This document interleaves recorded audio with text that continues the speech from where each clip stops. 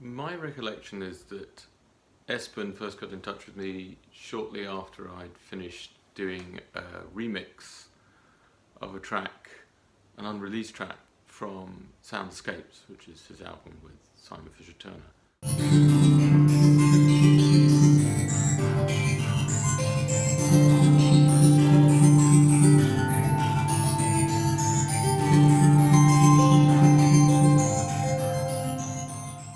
I didn't know of Rupert when he did the remix. So, and I think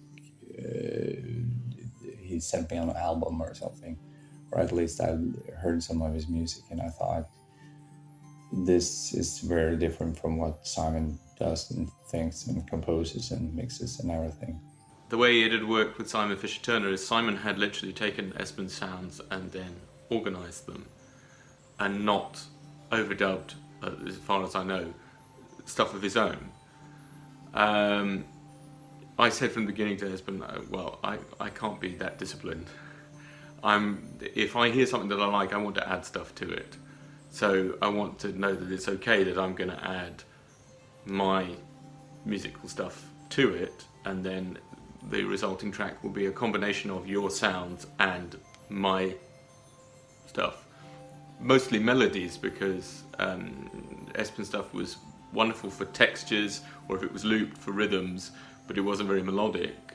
So in order to create some sort of melodic information, then I was adding, other synthesizers and stuff on top. So I asked Rupert whether he wanted to try something, because I knew it would be different from what Simon did.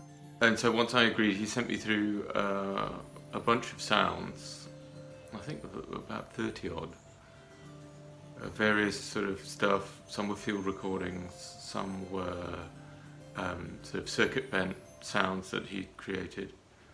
I don't call it really making music. Well, what I do is just following an urge to, whether it's to lure some sound out of construction, which is an instrument, or if it's walking into a room and hearing a sound, I want to capture the sound. I really liked the fact when I spoke to Espen that he was a collector of noises, sounds, noises, you name it, whether it's a broken speak and spell machine or a broken synthesizer or a damaged piece of electronic equipment. I always record the first take of whatever instrument or attempt I try to make, because especially when there's an instrument I've never tried, through trial and error and experimentation.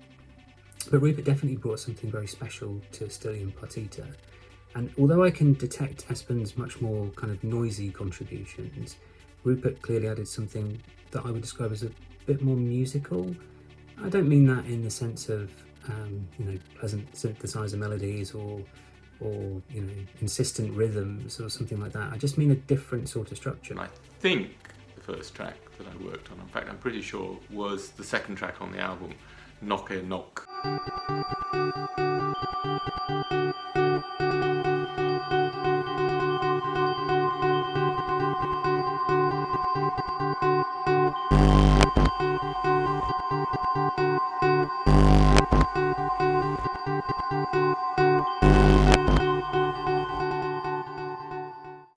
I can't pronounce the Norwegian titles properly. I have no idea whether I'm saying them correctly.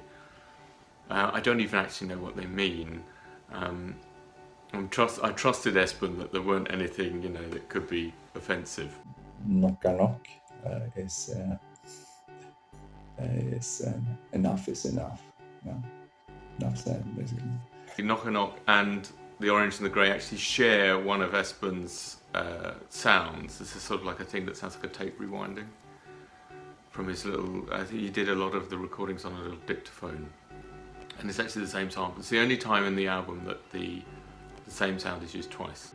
There's just times on this album where you hear a sound that feels like you're listening to pure undulating electric current in some ways.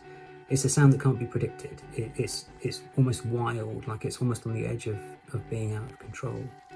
And at the time when I wrote my review, the specific sound I'm thinking of reminded me of ZX Spectrum tape loader sound, that type of thing, or a dial-up modem spitting out these bursts of sound.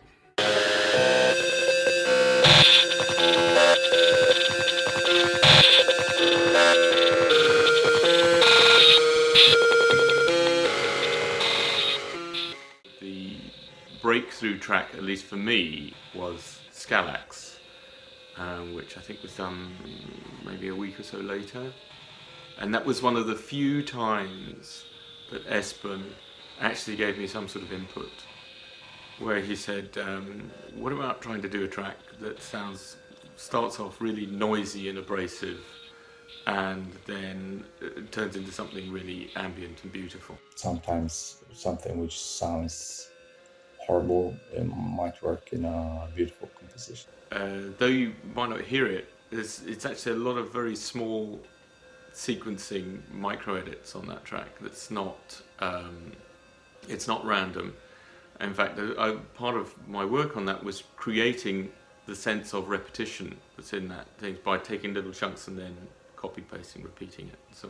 But now, as I listen to it, to me it just feels like energy. It just feels like the sound of raw energy from either the sounds and instruments that they'd used, or probably more precisely, it's an encapsulation of the creative energy that I think existed between them when they made this collaboration. And when that track was done, I certainly felt, oh well, this project has something. And so we continued working on it, and it was just so much fun to do because I had all these sounds from Espen, and I would get up in the morning and open the laptop, pick a sound that I hadn't used up until that point, and then try and do something with it. Say, oh, there are these 8 bars here, this could be kind of nice if I looped that and then processed it and so on.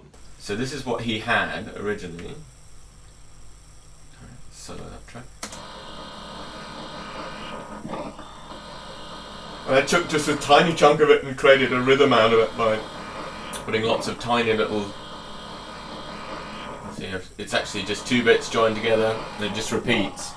And so this has got some analog tape delay, which is one of my favourite Ableton Live plugins, and this X-Former rhythmic gating thing. When you play what Espen did through that, we get...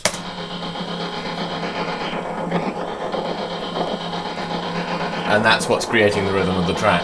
I really like the fact that they were militant about working from a distance and never meeting, never wanting to meet, in actual fact. The idea of meeting was just not something that they were really interested in doing.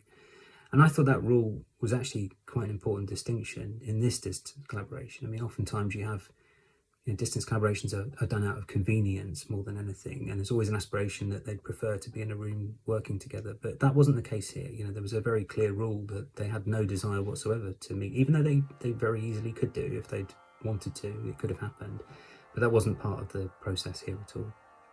And I also like the fact that as a collaborator, Espen seemed to be very hands off. He was very trusting, very much hand the stuff over to Rupert, let Rupert do with it what he wanted to do. And that was absolutely fine. And the nucleus of this collaboration was that idea that Espen's created something. That's the central point. That's the starting point, the jumping off point for these songs or these pieces. But actually it was down to Rupert to execute them and do it in whatever way he wanted to present them. And I think that as a collaboration from Espen's point of view showed a huge amount of trust and faith. And I think that's really important. I'd like to challenge people, even though I let them do basically their job and have an openness and really liking the element of surprise. And like I said, I think it showed a very absolute level of trust and faith in one another, which I think you really do need in good collaborations. And I think that creative philosophy is really what meant that these guys could work together as often as they did. And it was a very good period after not really doing music. I think whilst the album's initial impact was relatively small, it obviously paved the way for all the other things that happened.